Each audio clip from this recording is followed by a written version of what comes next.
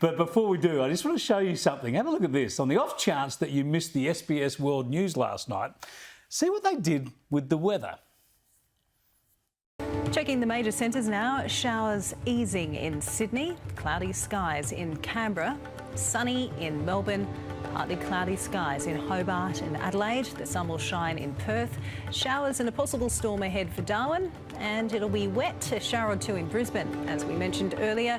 This is our new look national weather forecast map, including First Nations place names. Good Lord. Now, I'm all for a bit of this, right? I like to know the Indigenous names, and let's get real, so much of our country is replete with Aboriginal names. But if you missed the first couple of seconds of that weather report, you wouldn't have known what was happening where. I think the names of our capital cities are pretty well entrenched. We might just want to keep calling them by their real names, you know, Sydney, Melbourne and the like. I mean, as it happens, they are cities, and cities that were not there and therefore did not have names before European settlement. Let's bring in the Wednesday Wranglers columnist. Justin Smith joins us from Melbourne, and on the desk here with me is late debate host Liz Story. You're ready to wrangle, you reckon? Bring it. Is this just going too far with this sort of stuff?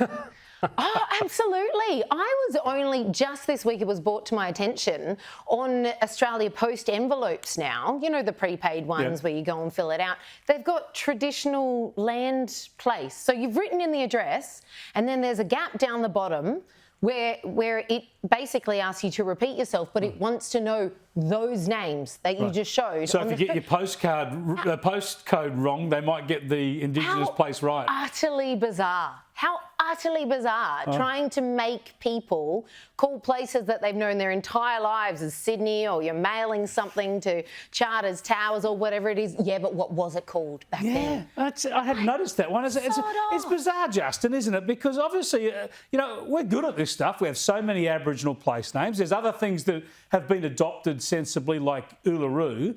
But this is people either virtue signalling or trying to force us all to adopt a whole bunch of names that are just not in common usage.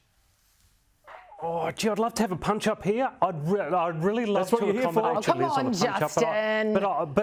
But I actually kind of agree with you, because I think it just gets a little bit, it gets so confusing that we lose sight of actually what we're trying to do. I'm with you. Look, and I think if you're going to do it, you might as well do some of it on SBS, but don't do it to the extent that people don't know. Look, I'm sure we're not going to forget where Perth is and where Brisbane is on the map when we have a look, but let's not get to the point where we've got so many words in there. The three of us are professional communicators. We know that when we talk, you've got to do it in a way that the people understand. So let's do a bit of it. But look, SBS isn't a bad place to start, to be honest. If they're going to do it, might as well be there. Why? Why should it be SBS? Oh, well, that's their charter. They have a multicultural charter. So, you know, I think I would say on that report that I watched on the weather, I would say that's way too much. You know, that's over the top, and I can't quite understand what they're saying. And who are they catering to? Seriously, well, even if every single Indigenous person in Australia, less than 3% of the population, is watching SBS, but they won't know. Doubt very but this much is the point. Just talk to your Indigenous friends. They won't know this. They won't know what the Indigenous name for Alice Springs or Broken Hill or Darwin is. They might know they're local. It's just it's pointless. It's insane.